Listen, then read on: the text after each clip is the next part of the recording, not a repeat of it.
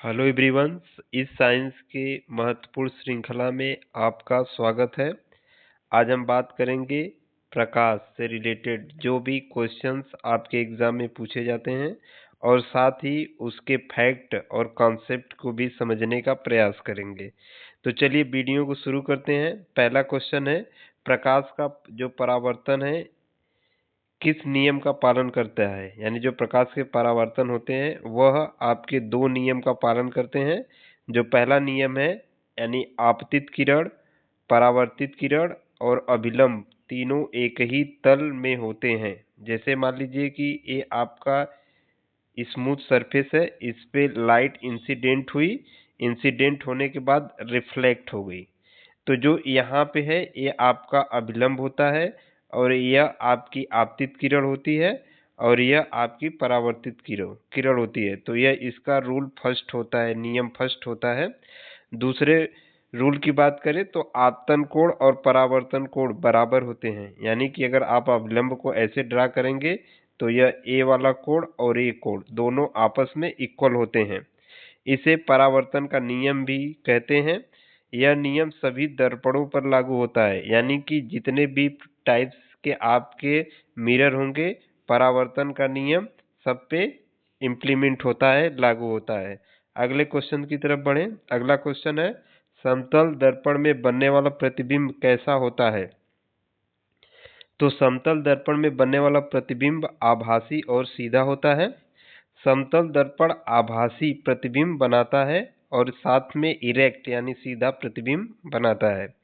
वस्तु और प्रतिबिंब की दूरी दर्पण में समान होती है। कहने का मतलब यह है कि अगर यह आपका समतल दर्पण है तो कोई अगर ऑब्जेक्ट आप समतल दर्पण से 2 फीट की दूरी पर रखें, यानी कि कोई भी ऑब्जेक्ट इनके बीच का 2 फीट अगर दूरी है तो जो इमेज इसमें बनेगा वो भी आपका इसमें ऐसा प्रतीत होगा कि इससे इमेज 2 फीट दूरी पे बन रहा है।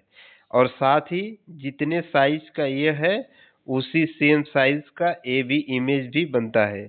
तो इस प्रकार समतल दर्पण से बनने वाला प्रतिबिंब आभासी और सीधा होता है।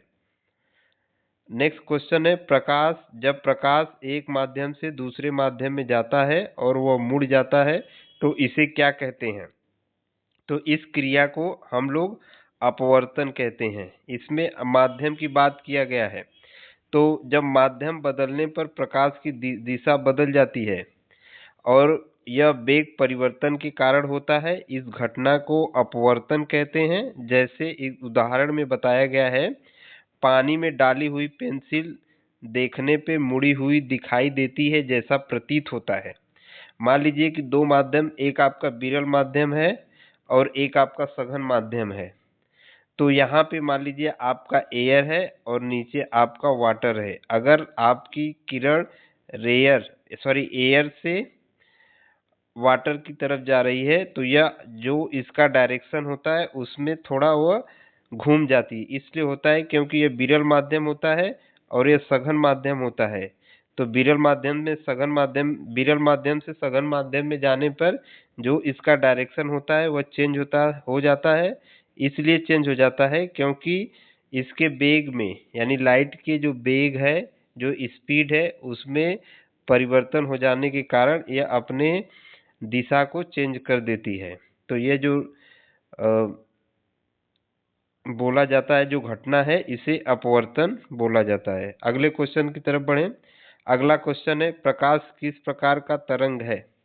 यह काफी कंफ्यूज करता है। तो आप इसे देखिए, प्रकाश में देखेंगे कि प्र लगा हुआ है और अनुदैर्ध्य और अनुप्रस्थ में देखेंगे जो अनुप्रस्थ है इसमें भी प्र लगा है। तो इससे आप इसको इंटरलिंक कर सकते हैं कि जो प्रकाश किस प्रकार की तरंग है, तो अनुप्रस्थ तरंग है।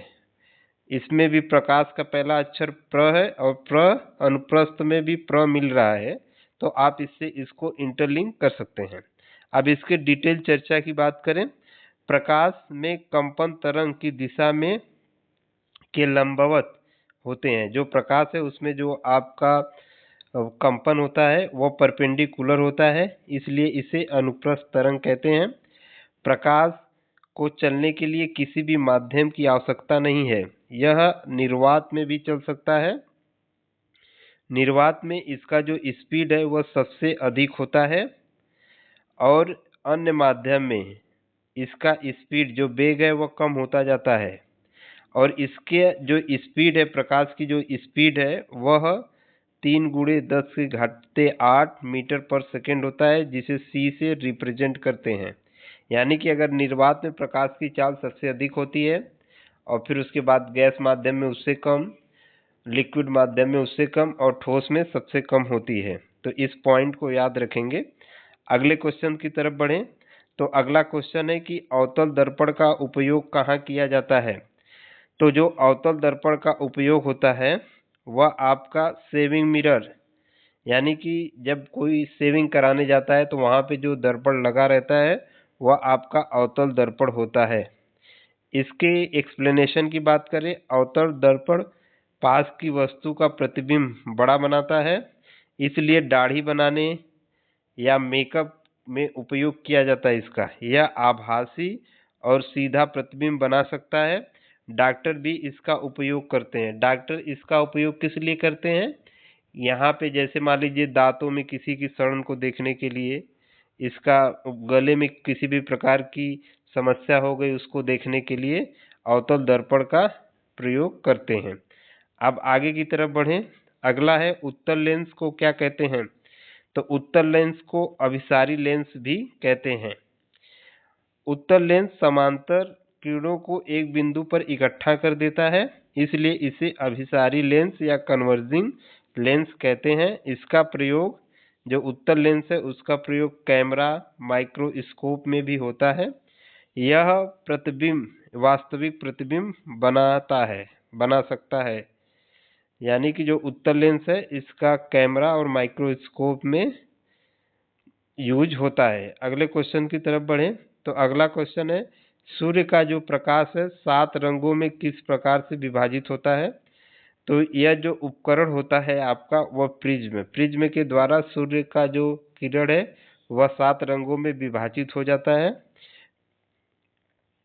और इस क्रिया को हम लोग कहते क्या है, विकिरण या डिस्पर्जन के नाम दिया जाता है। जब सूर्य के से की किरणें प्रिज्म पर विभाजित हो जाती हैं तो उसका डिस्पर्जन या विकिरण नाम दिया जाता है। यह 7 रंगों को में विभाजित होता है और ये इसका प्रयोग न्यूटन ने किया था। अगले क्वेश्चन की तरफ बढ़ें। इंद्रधनुष के बनने का मुख्य कारण क्या है। तो यह अपवर्तन और विकिरण दोनों कारण से इंद्रधनुष का फॉर्मेशन होता है, इंद्रधनुष बनता है। सूर्य का जो प्रकाश है वह जो पानी की बूंदों में प्रवेश करता है और जहाँ पे अपवर्तन और विकिरण दोनों क्रियाएं एक साथ होती हैं और वहीं पे इंद्रधनुष का निर्माण हो जाता है। यह 7 रंगों में बढ़ जाता है जिससे इंद्रधनुष बनता है। अगला क्वेश्चन है वाहन में जो साइड मिरर है में कौन सा दर्पण का यूज होता है। तो जो वाहन का जो साइड मिरर होता है उसमें उत्तल दर्पण का यूज करते हैं, क्योंकि इसके जो पीछे की ज़्यादा चीज़ें दिखाई देती हैं और इसका जो प्रतिबिंब है वह छोटा और सीधा होता है, इसलिए वाहन में साइड मिरर का उपयोग करते हैं उत्तल दर्पण के रूप से में। तो जो पीछे जितने भी आपकी इमेज उत्तल दर्पण बनाता है वह छोटी और सीधा बनाता है, इसलिए काफ़ी एरिया कवर करता है जो साइड मिरर होता है उत्तल दर्पण का रूप में। अब अगले क्वेश्चन की तरफ बढ़ें। अगला क्वेश्चन है वस्तु को दर्पण के सामने रखने पर समान आकार का प्रतिबिंब कौन सा दर्पण बनाता है। तो जो समान आकार का प्रतिबिंब बनाता है वह समतल दर्पण बनाता है। समतल दर्पण में प्रतिबिंब वस्तु के आकार के बराबर होता है, प्रतिबिंब आभासी और सीधा होता है और वस्तु के प्रतिबिंब की दूरी के बराबर होता है। दैनिक जीवन में सबसे ज़्यादा उपयोग होता है समतल दर्पण का। जैसे ये आपका समतल दर्पण है, अगर इसमें आप किसी भी ऑब्जेक्ट को रखेंगे या कोई ऑब्जेक्ट इसके सामने है जिसका इमेज बन रहा है, तो इसमें जितने लंबाई का इमेज होगा, जितने लंबाई का ऑब्जेक्ट होगा उतने ही लंबाई का आपका इमेज बनेगा और जितना दूरी आपका मिरर से होगा उतना ही दूरी जो इमेज है उसका भी मिरर से होगा। तो इस प्रकार इसका राइट आंसर हो जाएगा ऑप्शन नंबर सी, समतल दर्पण। आज के वीडियो में बस इतना ही। धन्यवाद।